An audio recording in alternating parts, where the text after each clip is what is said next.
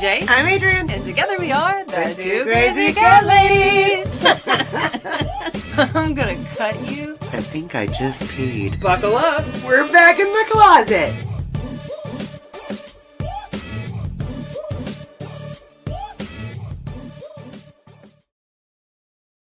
Welcome to another episode of Back in the Closet with the Two Crazy Cat Ladies, where we are today very blessed and honored to be joined by none other than Dr. Lynda Loudon, right here, first time on our podcast. Can't believe it. And she's going to be discussing some super important things about feline idiopathic cystitis, so reoccurring urinary infections and blockages in our cats today, from a vet's perspective, which we're very, very, very excited that you're here because we talk about it, but you know, we're not vets. so it's really good to get your full breakdown on this. So yeah, and you have some really invaluable information. I think it's going to be life-changing for a lot of people that listen in. So like Jay said, very grateful. For anyone who's not familiar with you and your background and the work that you do and how you are literally changing this world, could you share a little bit about yourself? You're so sweet. Thank you. Yeah, I'm Dr. Lynda Loudon. I live on Long Island. I've been an ER vet for 23 years. I know, it's amazing. I started when I was 14. As a fetus, that's when you started. Yeah. But I've had an amazing career as an ER vet. And, you know, I was that girl that grew up healing little birds in her hand and just knew I was a healer from, you know, I just was blessed to be born knowing what I was meant to do. Like I knew I was here for the animals. And ER vet was what I wanted to do because I wanted to be there when they needed me most, where I could make the biggest difference. And that's where I felt drawn to. So I've had a great career in the ER. I transitioned over onto online because I just left the ER probably 4 months ago, I think, which was a huge step. It was really hard for me to leave that. That was part of who I am, right? But I needed to do that in order to go full all in online. And I went online because I needed to reach more people, more guardians before they ended up in the ER with their pets, because I could see that animals' lives are getting shorter. Over the 23 years that I was in the ER, drastically shorter. I'm seeing all of this chronic disease. Animals are getting it earlier and earlier. Diabetes would be like the older black cat was the diabetic, and now they're coming in 6, 7 years old, getting diabetes, sometimes even earlier. Cancer is just out of control. You know, 50% of dogs are going to get cancer. It's horrific. And I could see that a lot of the reasons why this was happening, these trends were happening, was because of what was happening in the general practice before they came to me. The over-vaccination, the pesticides, the early spay neuters, the ultra-processed diets. Yeah. And what made me come online and start an online business, my breaking point was actually a cat. And it was a beautiful black cat who was 16 years old, and his owner loved him so much. She was like, I want to do everything for him, and I just want to take him to the vet and make sure that there's nothing else I could be doing. But he was living his best life. He was 16, indoor only, hadn't been to the vet since he was a kitten, hadn't had a vaccine since he was a kitten. And her vet gave her cat 4 vaccines that day. And I spent the entire weekend trying to save his life. And I couldn't. And I had to tell her on a Sunday night, I can't save him. And watching her drop to the ground in that room, I was like, that's it. I'm done. I've got to get out and speak up about what's going on, because he would have lived at least another 2-3 years. At least he was a healthy, happy cat, but he was not going to be able to handle 4 vaccines as a 16-year-old who's never been vaccinated since a kitten. And sorry to start with such a downer, but that's that's why I'm here, trying to reach out to as many guardians as I can so that they don't end up in that same spot. Yeah, I think it's so important that we do this, preventative care. That's what everybody in our community, we always talk about, is preventative, right? Like, and better and proactive, like really just kind of, we can't do better if we don't know better, right? Like that beautiful owner was trying to do everything that she could, and everybody does, right? Nobody vaccinates their cats because they hate their cats, right? The same was with that vet. I spoke with the vet that day who did it. I called him and I said, this is what happened. And absolutely the vaccines killed the cat. He was a really nice older man. He was probably early 80s, been treating animals for 50 years, at least. He didn't intentionally do this. He didn't do this because he wanted to get another $30 for an extra vaccine. Like, that was not his intention. He really, truly, to his core, thought that he was doing right. That's what he had been taught and told. And so no one in that scenario meant to hurt this kitty. It was just lack of information. And that's why we're here, right? I think, as dark as that story is, the motivation behind you taking your experience and your knowledge and bringing it online is so invaluable, because in a world where you can find whatever you're looking for online, really, it's so refreshing to find experienced, knowledgeable direction from someone who has been in the trenches, who knows what this looks like, who is able to speak in a way that, everything that you share, it's so digestible. It's so inviting, so oftentimes it's hard to learn new things, or it's hard to look at past decisions. And you have such a wealth of knowledge and it's not an easy thing to go online. I mean, what a switcheroo for you going from the I was like, oh, I'm a surgeon. I can figure this shit out. And I was like, no, it took me a long time to figure it out. I was like, maybe. And I did. I went back to the ER a couple of times. Like, I'm like, all right, I'll take a per diem shift because I'm not making any money in this online gig.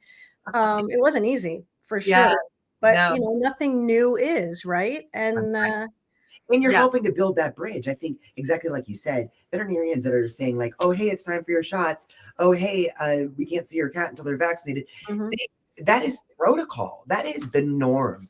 And I'm really excited that there's, petitions out there now to get the USDA and the CDC to recognize titers nationally, that there's beginning to be just the accumulation of knowledge across the population of pet parents is growing so rapidly because of information and people like you that are putting themselves and their experience out there, that it is going to move the needle, and lives are going to be.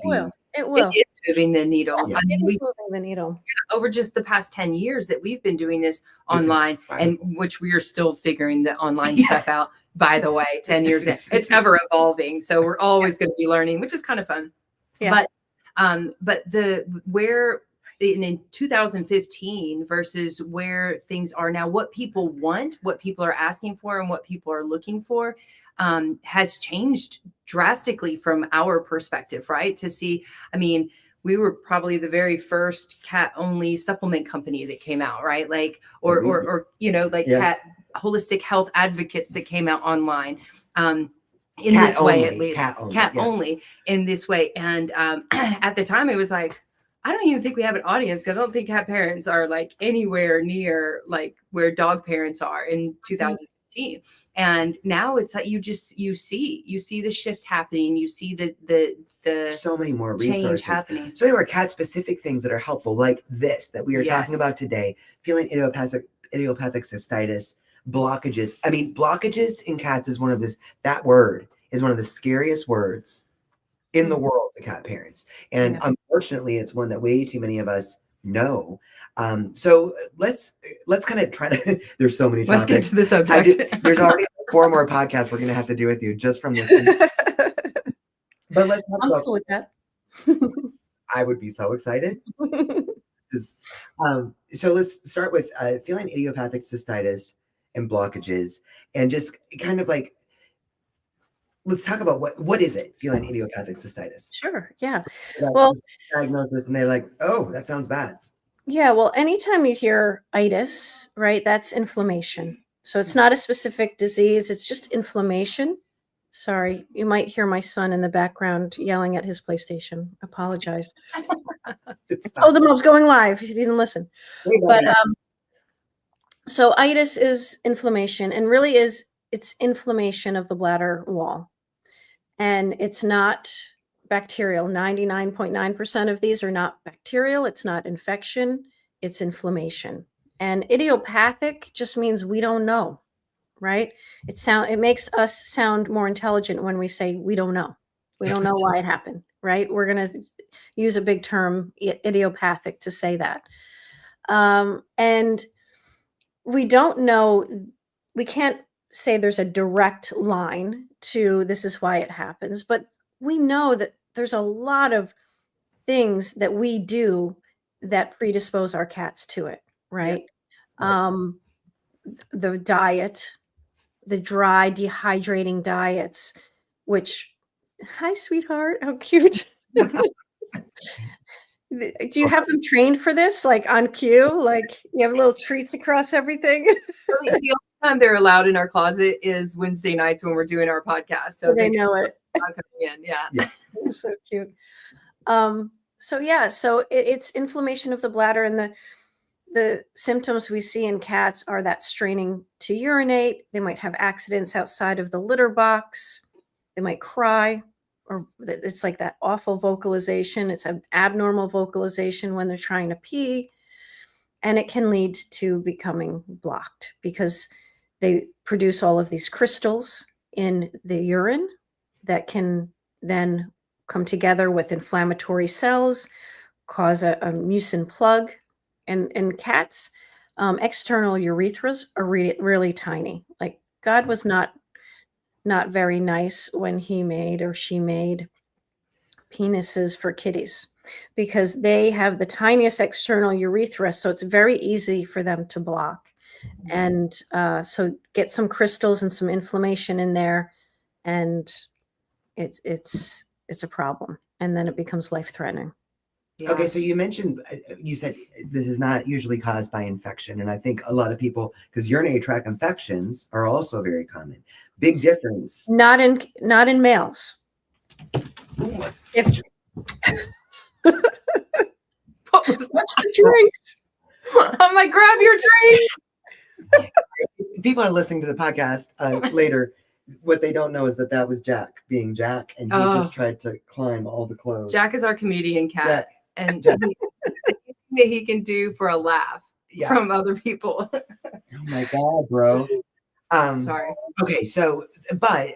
Okay, finish what you were saying there as far as the difference between a urinary tract infection. So if I have a cat that comes in the door with urinary symptoms, if it's a male cat, I know it's going to be cystitis. If it's a female cat, I know it's likely going to be urinary tract infection.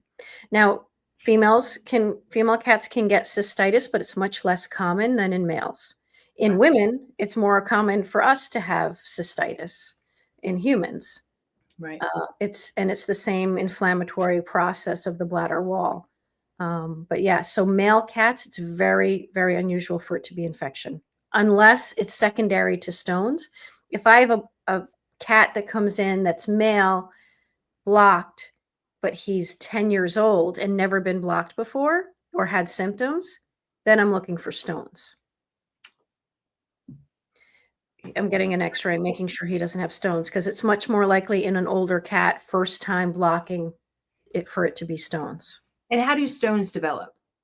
From the crystals, building up over time. So a lot of times we'll ultrasound these guys right when they come in to kind of get a prognosis and make sure we don't see any obvious stones, but they're like snow globes a lot of times. You just move that ultrasound, move that bladder around, and it's a snow globe of crystals. And so, those will form stones over time. So let's talk a little bit then about how it's diagnosed. So if someone brings their kitty in, hey, Friday, and they're like, oh, I think they're straining, or I don't see as much pee, or whatever they bring them in for. How is FIC diagnosed, or what questions should they be asking their veterinarian, or how can we know that it's a definitive diagnosis? Yeah.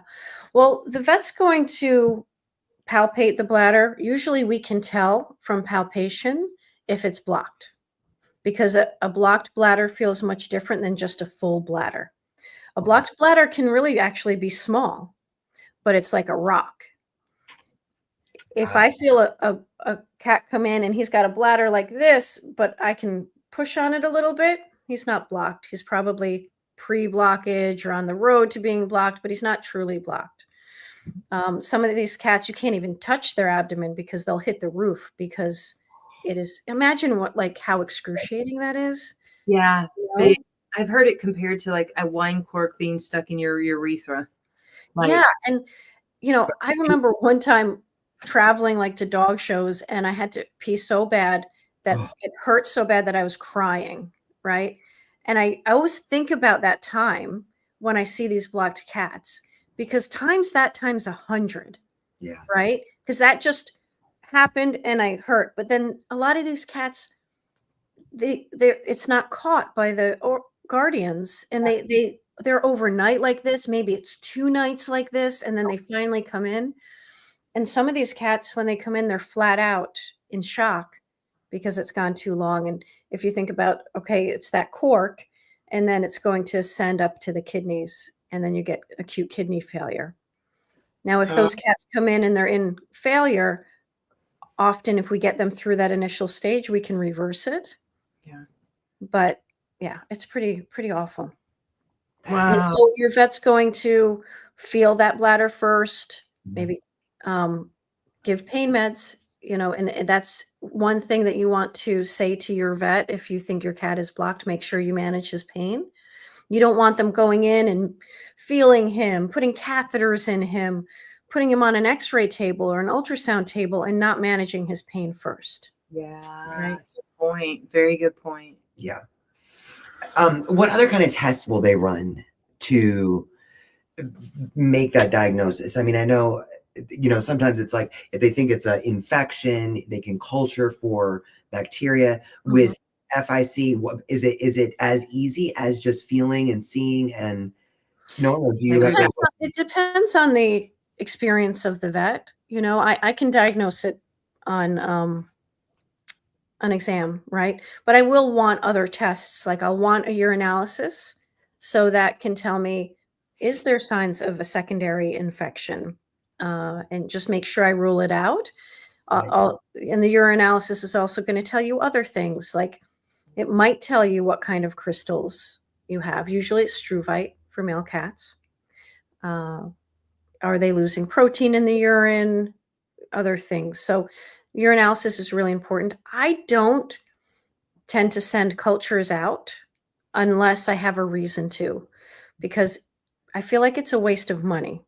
Yeah. It's almost $400 for a culture. Not that I try to be their accountant, but I try to be intelligent. Like if I'm going to ask for a test, there has got to be a really good reason for it. Yeah. And there's not a really good reason for testing urine that's not showing me on urinalysis that it's pointing to infection. Right. If I don't see white blood cells, protein in the urine, I'm not going to send it out for culture. Right. And so that's one thing that guardians should know and say. A lot of vets will just put that on there. That's another test. Just put it on there, and a guardian can say, do I really need that culture? Did the urinalysis point towards infection? And they'll probably say no. And then you can save yourself $400. That's helpful. So what have you seen in your experience of cats with cystitis or blocked cats? What have you seen in your practice as like the common denominator or denominators as far as the cause of? A lot of times you'll see stress being a factor. They just moved, or they traveled with their cat, or they just brought a new kitten into the household. Something's changed and caused stress in their environment. So that's really, really common to see. Stress is definitely a major factor in this process. And then they're all usually on dry diets where they're dehydrated most of the time, and cats just don't drink enough. in general. And then we feed them this dehydrating diet that's ultra processed and so far away from a mouse, right, that they should be eating, that it's dehydrating them even more. So it's predisposing them to that.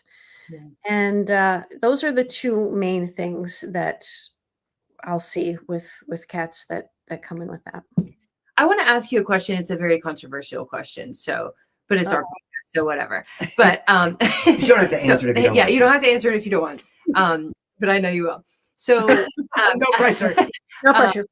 you talked a little bit about early spay and neuter, and back a year or so ago, we posted a cat tip about male cats specifically, about waiting as long as possible. If unless you get them from the shelter, then you don't really have a choice because they're already neutered. But Mhm. you, like us, find cats on the side of the road, or somebody brings you kittens because somebody had a baby or whatever. Then wait as long as possible for your male cats to be fully developed before getting them neutered. And we got haters, like so many. big We've time. never had a post that had so many haters. Like We so have the blood of kittens on right, our like hands, we, and we're yes, trying to. I mean, we're talking about responsible cat parents, right? Right. We're not that aren't letting their boys run wild and yeah, and we're not talking about shelters and rescues and all that stuff. We're literally talking about if you find a cat on the side of the road, or if you have a cat that is unneutered or spayed. And so we ended up bringing on Dr. Lori Kosher and Dr. Judy Morgan. Mhm. And we were like, because we got so much feedback, like negative feedback about that, we were like, well, let's bring on some veterinarians and see, what they say about this. And they said that there's really not a lot of science around this specific subject, but from their experience and in practice, I think didn't Dr. Judy used to work for rescue and spayed and neutered I think they both 2,500 did or some, something, like but- thousands of cats. And they said that they do think that it plays just the physical development of can play a factor in the urinary blockages and urinary issues in male cats when they get older. What say you? I agree. It makes sense. It makes sense. Like if you, for example, female dogs, if you spay these babies before they even see their hormones, they get a hooded vulva. You can't even see their vulva. It's so tiny and hidden. And they're predisposed to infections and incontinence, urinary incontinence and all that. So why would it be any different for a male cat that you're not letting them develop fully and let their genitals develop fully Right. before taking those hormones away? Why would it be different? Right. Yeah. I get it. You have rescuers who that is ingrained in their head. Like, this is how I save the cats of the world. And I get that, Yeah. and I applaud you for all the work you're doing, and you're amazing, but there has to be some common sense in the health of them too. Some of them we have to spay neuter, but I did the same as Dr. Judy, excuse me. When I came out of vet school for years, once a week I was in the shelter spaying and neutering. And I was like, finally got to the point where I was like, I can't do this anymore. I'm doing harm. These kittens, I would be like, no, I'm not doing kittens under 6 months. And they would still bring me these little baby kittens. And I would say no, but then I would see the surgeon who maybe wasn't as qualified doing it. And I'd be like, well, if I don't do it, they're gonna, it was just a terrible spot to be in. And it just doesn't make sense that you're neutering these little babies before they even get a chance to grow. There's got to be consequences to that. Yeah. Can I read you a comment really quick? Because Anne is here. And I think this is a really good, we've actually seen this several times, right? We see it all the time. In fact, she said, my cat blocked in 2017 and had PU surgery, and which maybe you can explain a little bit about what PU surgery is too. And then blocked again in 2019, even after the PU surgery, which is what we try to tell, people.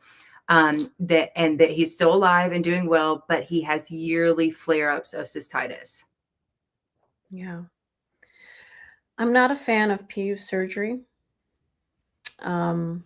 We aren't either. Can you explain a little bit for anyone who doesn't know? Yeah, what's the big word? Word. We always call it PU surgery because we It's can't pronounce it. Perineal urethrostomy. And what is that? What that does is you're essentially cutting off the penis.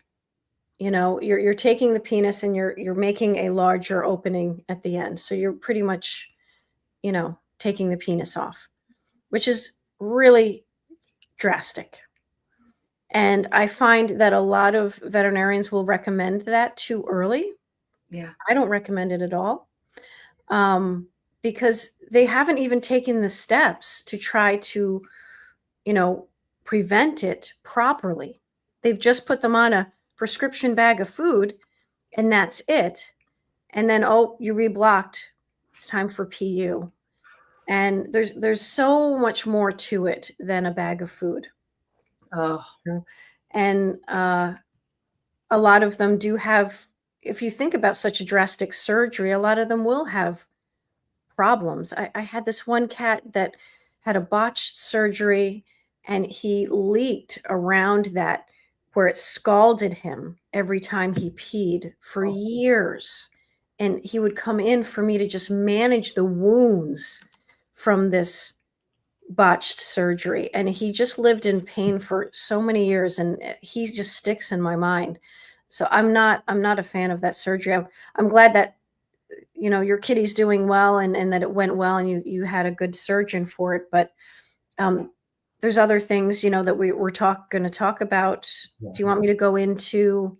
Please. Yeah, because right. I think that a lot of people do think that the PU surgery solves it. And Anne, thank you for leaving that comment because as Dr. Loudon was saying, I think, you know, looking at going through what is going to help prevent this from happening, treating the root cause of it. So yeah, because that PU, like you said, it's not solving it because you're just making a larger opening. So it's harder for them to block, but you're not stopping the primary inflammation. So flare-ups are still going to happen unless you know, do all that you can. And even if you are doing everything that I recommend, it still might happen. You know, and maybe there's other things you have to go deeper on. So can I just go through some treatments and some. Do you want me to bring up the it's not a PDF, it's a page on your website. Link is in the description, guys, so you guys can have access to this anytime you want as well. But do you want me to bring it up? Sure. Yeah, that's fine. All right, how do I move that? Oh, you're gonna have to move. I have to go to a different page. Yeah, this page is about to be bookmarked by. Go ahead and bookmark this, guys, because it is it's a free resource. Yes. Here, you take it because I got to cut it. So, is this a good place to start? Yeah, sure. Okay. So stress is one of the most important components of this. So you really want to try and decrease your cat's stress as much as possible. And you may think, well, my cat's not under any stress. You know, they've got the life. But we also have to think about, we've taken cats they're used to being outdoors, looking for their prey every day, having natural behaviors, and we've put them in a building, right? So we have to adjust their environment to be as natural as possible and an environment that encourages some of the natural behaviors that they would be able to display outside, right? So you want to encouraging play and hunting. If you've got they like the laser, do the laser, things that are interactive, multiple clean litter boxes, you know, every floor of your house. I see often cats, especially as they age, and cats mask their osteoarthritis much better than dogs do. Yeah. So we don't even know our cats have arthritis in the early stages. One of the key symptoms is that they're not making it to the litter box. And that'll be because it's upstairs and you move that litter box downstairs and all of a sudden the problem's solved. So if you have a cat that's had flare-ups, have litter boxes on every floor and a litter box for at least every cat in the house, so that they have a nice clean area that they feel comfortable using and that they're not holding onto their urine. Yeah, that can also cause a problem. Right. Smart. And then if you have a cat that has FIC, that has had flare-ups, and you know you're going to be introducing some stress, maybe you're going to have your floors done, or you are going to be going away, whatever it is, something's changing. Prep your cat for that. And there's a couple of ways you could do that. You can check their microbiome before this event to make sure their microbiome is in top shape so that their body's ready to handle anything. You can get some of the pheromones, like the Feel Away. They've got like the plugins, or you can get some other just the essential oils that are calming, some lavender, anything that is going to be calming for them. And then try not to change anything that they're used to in their habits, in their daily habits, so that they have that structure and stability. Do you want to scroll down for me? Whoosh. Oh, that's just the Okay, yep. Yep. Here we go. So treatment, this is when I have a cat that comes in that's truly blocked. Okay. Right? I am going to use some conventional meds for those initially, because it's such an acute situation. And I only have a window to get them out of this critical situation and home. So I'm going to use some conventional meds. I am going to use prazosin, which is a urethral relaxant, because they get these urethral spasms that cause a lot of pain. That's that discomfort. That's that urge. Like if you've ever had a urinary tract infection, you feel like you have to go all the time. Yeah. It's a terrible feeling. Times that 100, and that's what these blocked cats are feeling all the time. So prazosin will help relax that urethra and help treat the pain of that spasm and open up the urethra a little bit.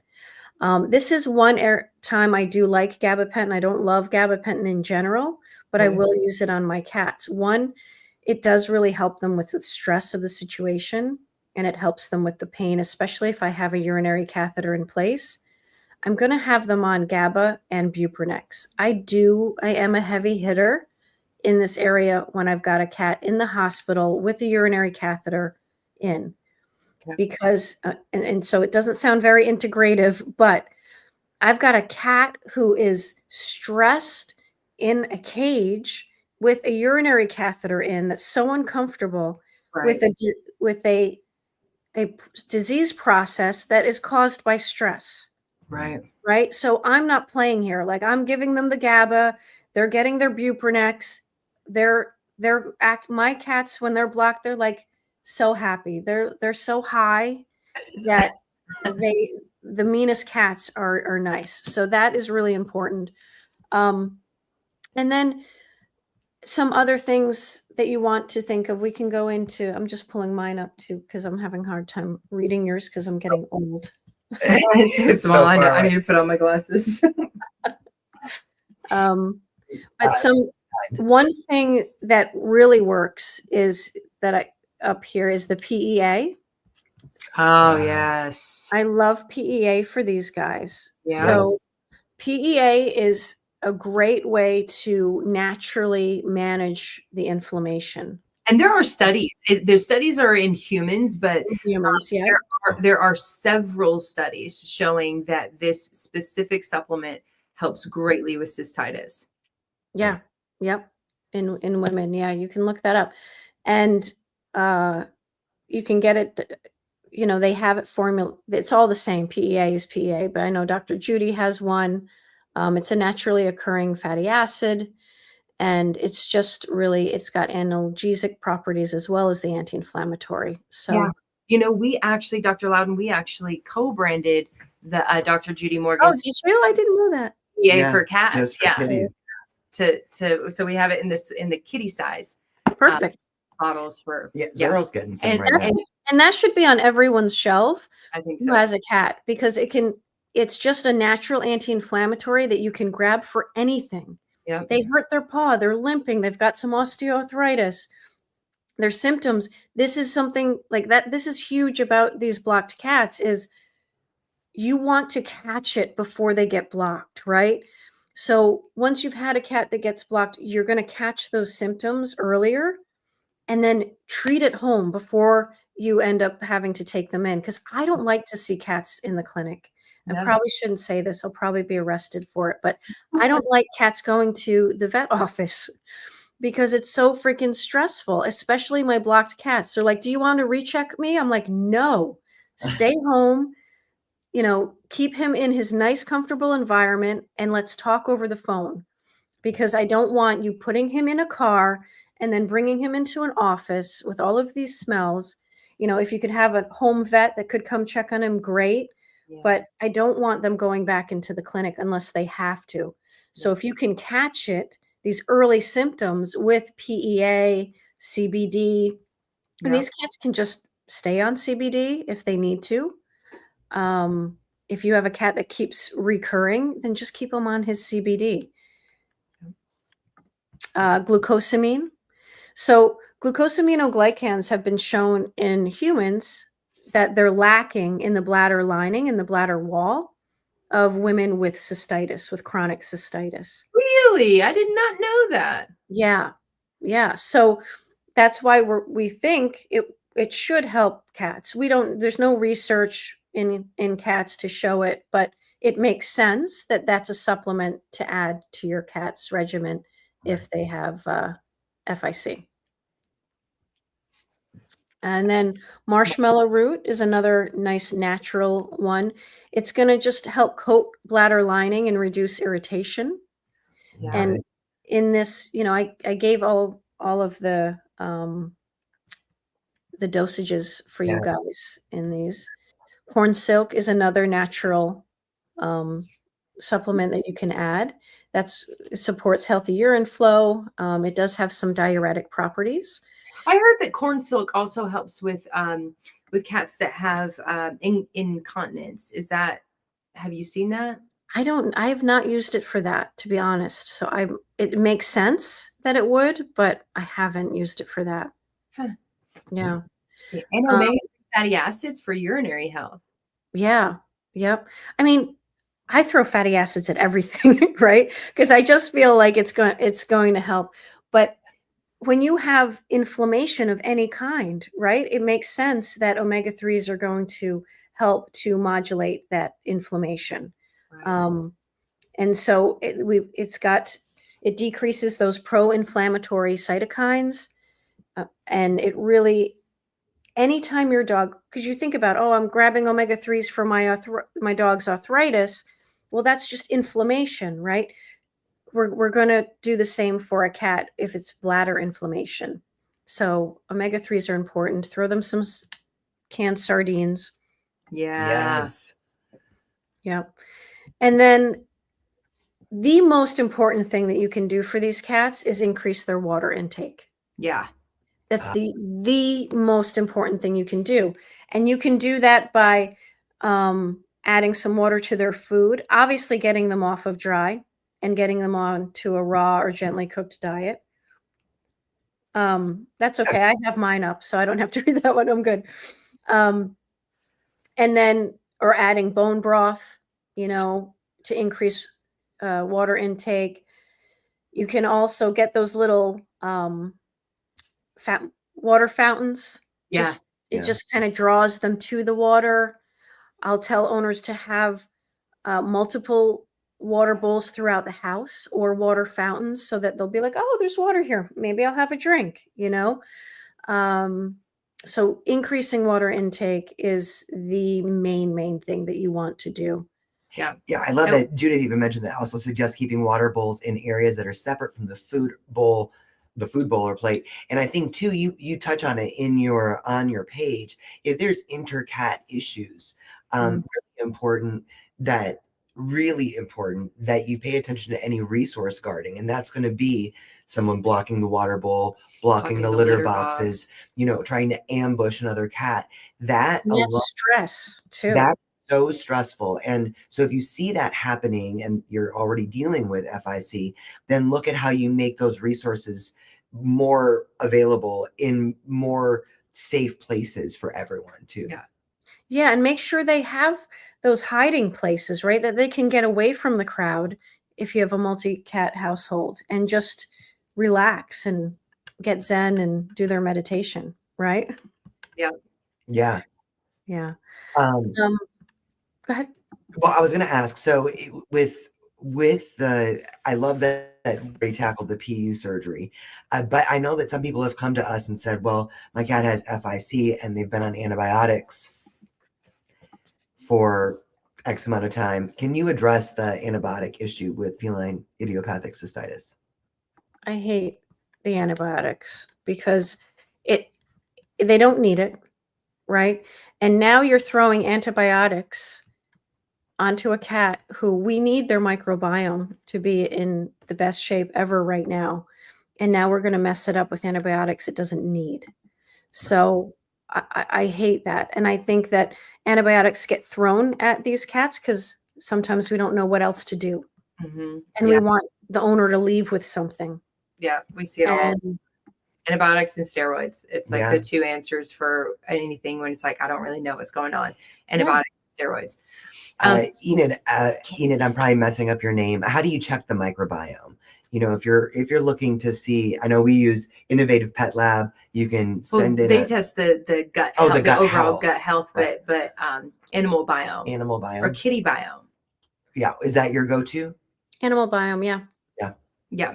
And you can just order your test on animalbiome.com, and then they'll send you the kit, and then you just send them the poop, and then they'll give you a nice printout of, you know, what beneficial bacteria are missing, if there are, and if there's an overgrowth of the bad bacteria, and then they'll give you some recommendations on how to go about fixing it.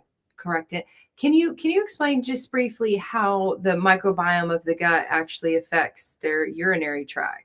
Like, you think IBD or things like that, vomiting, things like that, but when it comes to urinary tract, why is the microbiome so important? Yeah. Well, their microbiome, that's 70 to 80% of their immune system, right? And it's been shown, especially in dogs, that if they have an inadequate microbiome, that they will feel stress more easily. Anxiety is related to that, right?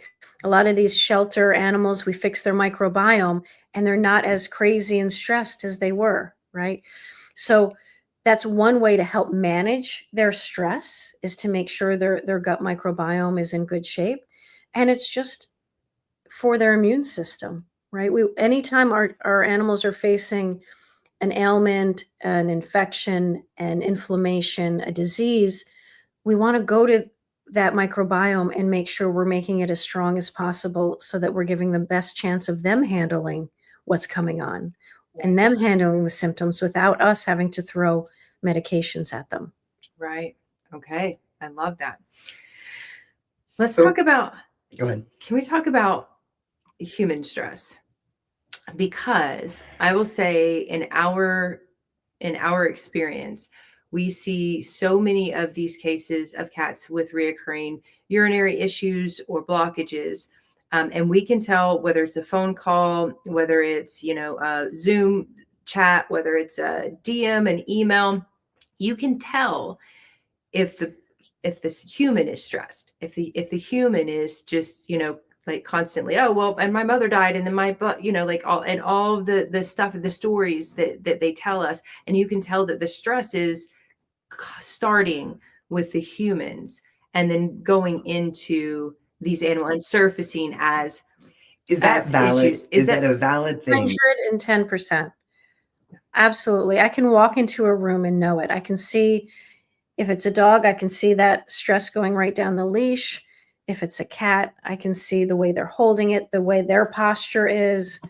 It's absolutely a thing, and it's a big thing. And it's a hard thing to address. And I'm sure you felt that, because people can be quite defensive, right? No one wants to feel like they're the cause of their pet's problems, right? We would feel bad, terrible if someone said, get your shit together. You're the one causing this, right? So we have to be, I swore again. I'm terrible. I'm sorry. You're totally fine. The people tell us to get our shit together all the time. We are actually like publicly live, always told, It's Get your fault get that your cats are peeing in your bed. It's your fault that your cats. Yes. It's mostly We are my well fault. aware. We are well Yeah, aware. we are well But aware. it is a very challenging thing to address or bring to light, or even, you know, for us, like we know that we're dealing with certain things. You know, we had shared with you, it's like sometimes you get really close to burnout, and and our cats are a reflection of our energy. That the issues or the unwanted behaviors, they ebb and flow with our ability to Handle our own shit. Yeah, and I think it's important to differentiate between your cat's not, because I hear a lot of time my cat is being spiteful, right? And they don't think that way, No. right? Do you agree? Like they're not like, I'm gonna get you back for that. No. Like they're pretty smart, but they don't think that way. Only we think that way. Right. You know, they're not gonna go, oh, I'm gonna go poop on your bed. Look, I controlled myself. Because you left me. No, they're feeling some kind of stress, whether it's something health or it's coming from you. And yeah, it may look to you like they're spiteful because they're mirroring you. Or if a Right. person did it, it would be spiteful. Yeah. Exactly, 100%. And that's what we think. Everybody is as crazy as we are, but no, they Right. wouldn't do that. But they're expressing what they're seeing in us. Yeah. And they're trying to bring our attention to it. And instead of us realizing like, oh, I need to fix this, we're getting mad at them. We're correcting them, and then we're making a bigger problem.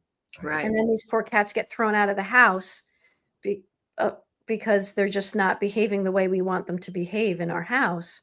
But we've not really helped them with it. We've actually created it, which is really quite sad. Yeah. Yeah. I want to give a shout out to Nicole. Hey, girl. She just Nicole, wanted you it's so to know. good to see you. So good to see you. She said swearing is a sign of intelligence. Ooh, So I'm going to go. yay. I love it. And Judith said, damn right, Nicole. So when is it something, how have you addressed it? I feel like, you know,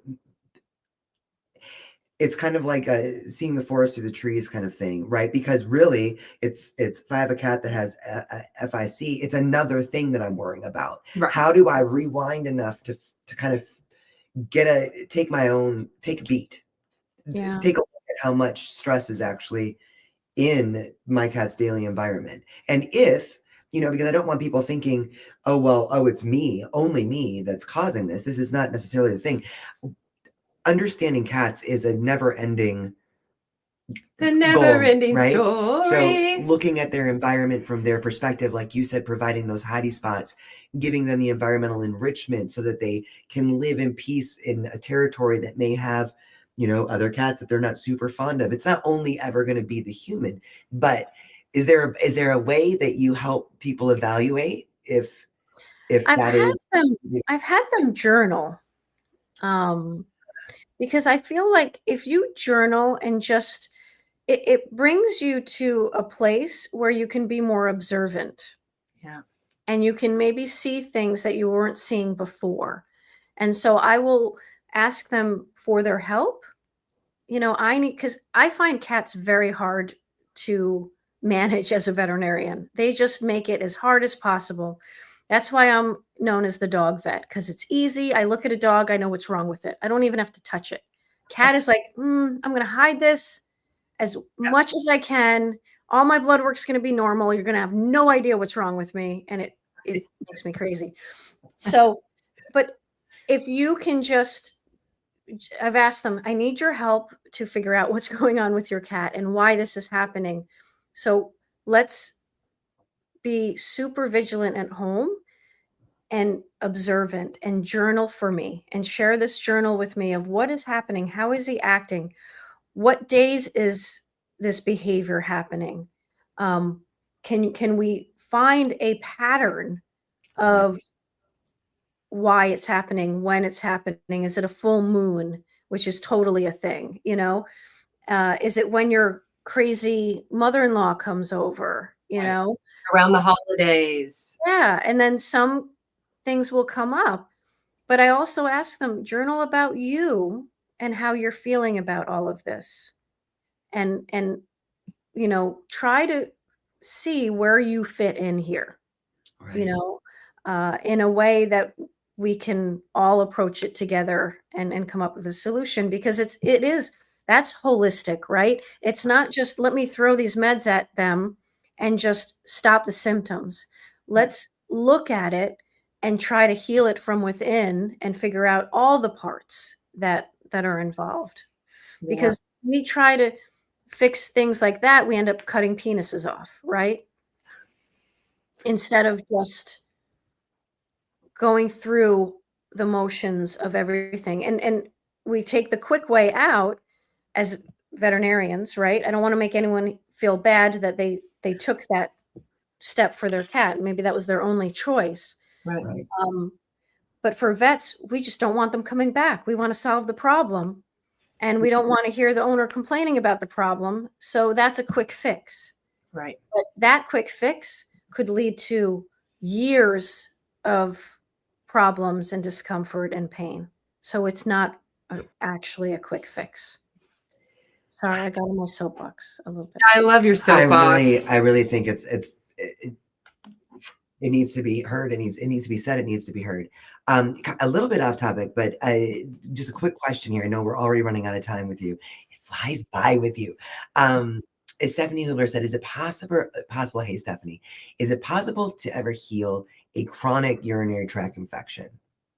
Yes.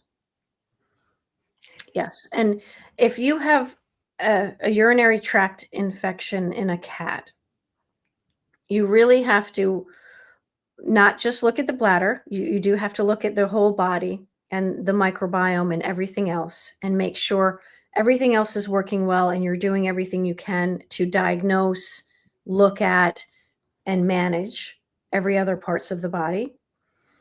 But when I have a urinary tract infection that just keeps coming back, either it's a resistant bacteria and we need to culture more, and we need to culture 3-4 days after taking off antibiotics to make sure it's cleared. Because a lot of times these chronic urinary tract infections, they will treat them and then not check again, but then they come back 3 months later with the urinary tract infection. Well, that's actually not reoccurring. You never actually cleared it. Right. Right. Or there's also something going on that is bringing the bacteria to the bladder. And whether that is stones or diet, something, or an anomaly of the bladder. Is there a mass in there? Is there a pocket in that bladder that has always been there that's abnormal? Some reason that the bacteria are getting stuck there or caught there or being drawn there. So those really have to be investigated and looked at, and then not just treating. Because what happens is these urinary tract infections, they'll come in, they'll just do a UA, sometimes not do the culture. And now remember, we're talking about infection now, not inflammation, which is cystitis, right? This is a totally different beast. The urinary infections culture every time. The FIC cats, I don't culture. But if you have a urinary tract infection, I always culture so that I know what I'm targeting, so that I am not just throwing any antibiotic at it and then causing resistance. Right. And then you have these long infections. And then you can use things like D-mannose, which is really good for these infections. It's really good at the E. coli infections, which are really common especially feline urinary tract infections. It's a sugar, it binds to the E. coli, and it helps flush them out of the bladder. Cranberry is also really good for these cats. So you want to add other things that they're getting on a regular basis. PEA is also going to help them because that bacterial infection is going to cause inflammation. Right. You don't want to just give them an antibiotic and then expect it to go. You want to treat the whole cat and also have supplements along the way. That was beautiful. Okay, so ending question I have for you. Are you a fan of the prescription urinary diets for cats, and why? I'm not. I'm And- not. I'm not because I feel that they got these types of diets, these ultra processed diets are the reason we're here in the first place. And any of the things that these diets are doing, we can do with real food. Right. So why do it with ultra processed foods that got us here in the first place when we can manage it with real foods? So I don't like the diets. I don't. I would rather them. The one diet I do like is Weruva. Yeah. No, not Weruva. Wysong. Why so? Mhm. And and I'll be honest, the reason I'll grab for that a lot of times is so that my associates would shut up about the diets, because they're like, oh my God, you're sending this cat home. And it's also kind of to cover my butt, right? Because we can get in trouble as vets. Like, you have this diet that's made for this disease and you're not prescribing it, right? So Wysong is labeled uretic diet. And so it does do the things that these prescription diets are going to do, but just in a little bit of a healthier way. Yeah. So I will do that just to manage the pH initially. And then I will tell, if they're already on a raw diet, I don't take them off the raw diet. I just add it to it. Right. And that's Smart. one of your key prevention takeaways. I think, you were talking about diet, stress management, water intake, and then you talk about pH management. How do you, okay, this might be the last question because we are already. How do you advise people to do that? I'll tell you that we do pH management here, just keeping an eye, and I'm cat shit crazy. So I'm all about the litter box. I watch everyone's deposits. I'm all over that. And I literally will have quick grab pH strips by all the boxes so I can grab it when someone's getting ready to go. And I hold it under the stream. So it's not. It's you. You're amazing. Well, but how do you recommend? You are that's amazing. I love that. Yeah. I mean, I want them checking the pH twice a week for the first few weeks, just so that we can get on top of it. And then once it's consistently below 7, then you can maybe do it once a week. And then after we've got a pH that's stable for a while, then you could do it twice monthly just to keep a check on it. Right. So that you're making sure that it's below 7. And no-zorb litter, like something like that, if you can't catch, you're not as amazing and strategic as you are. No-zorb litter will work, where it doesn't absorb it, and then you can collect the urine, make it easier for people. It'd be easier. Yeah. And real quick, because I've never heard of it called no-zorb litter. No absorption. That's the brand name, I think. No-zorb. I've never heard of that one. That's all right. Putting it in my pocket. Put it in your pocket. So checking pH. I know when we first went to one of our vets said, oh, their pH is a little low at 6.5. It should be about 7 or 7.5. What say you? I'm happy with a 6.5. Yeah. Yeah. Normal range for cats, if people are taking this, because pH management, we thankfully do not have a cat with any urinary issues right now. But it's something that we like to keep an eye on. So because we tell other people to do it. So what's a rate? I mean, and I know you put the little strip up next to the bottle that you got it on, it'll kind of tell you what it is. 6, 6.5, 7. What's a good range that makes you happy? It really depends on the cat, because if I've got a cat that I want him to be a little bit more acidic, then I'm going to want it below 7, right? Okay. If I have a cat that's going to produce struvites and has a history of FIC, I'm going to want it lower, and I'm happy with it being lower. So I'm maybe shooting for like a 6, 6.5. I'm happy in that range. I don't want it, above 7.5 at all. Thank you for clarifying that. Yeah. Anything on this topic, top of mind, that we missed or just kind of didn't spend enough time on? Anything that's itching the top of your brain? I think just catching them as early as you can, those symptoms, the just any abnormal behavior around a litter box. And once you see any of those symptoms, using something like PEA to stop the inflammation, having CBD, keep those cats who keep getting the flare-ups on the CBD, like the Calm, manage their overall health. If you have a cat on a really good diet and you're really on top of their health, hopefully you can try and avoid this, but not always. Increasing their water, minimizing their stress as much as possible. Yeah. And and the fact that you're here and you're listening and you have this information for your kitties, just it gives your cats such a better chance of getting the right treatments and not getting anything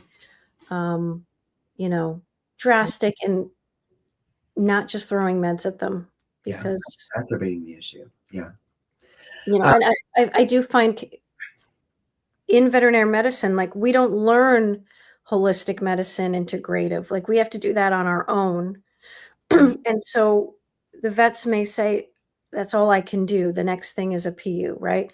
Because that truly is that all we've learned to do, and it's not working, right? And now being an informed guardian, you can say, actually, there are other things I'd like to try. Yes. And that's the point. Yes. For everyone that needs to now follow your every move, everything that you do online, all the invaluable information you share, where can everyone find you? You can go to, I have a blog on drloudon.com. And so you can find my blog there. You can find me Facebook, Dr. Loudon. I do talk a lot about dogs. I'm sorry. I even have my little glass that's like with my dogs, with my drink. But I do love kitties. I'm just, I have an intuition with dogs, and that's why I'm the dog person, because I can look at a dog. I can feel dogs. I can't feel cats. And I think it's probably because I haven't put as much time into working that skill. But I love the kitties, and I've treated a lot of them in the ER. So I'm happy to help in any way I can for their guardians. So many of our It's the kitty that got me here. Right? It is the kitty that got you here. And so many in our community have dogs and cats. So you will be a blessing to them. And I want to thank you so much, everyone who's listening, everyone who's watching right now. The link for this incredible understanding idiopathic, this guide that Dr. Loudon, you saw a bit of it if you were watching, that is available in the link in the description.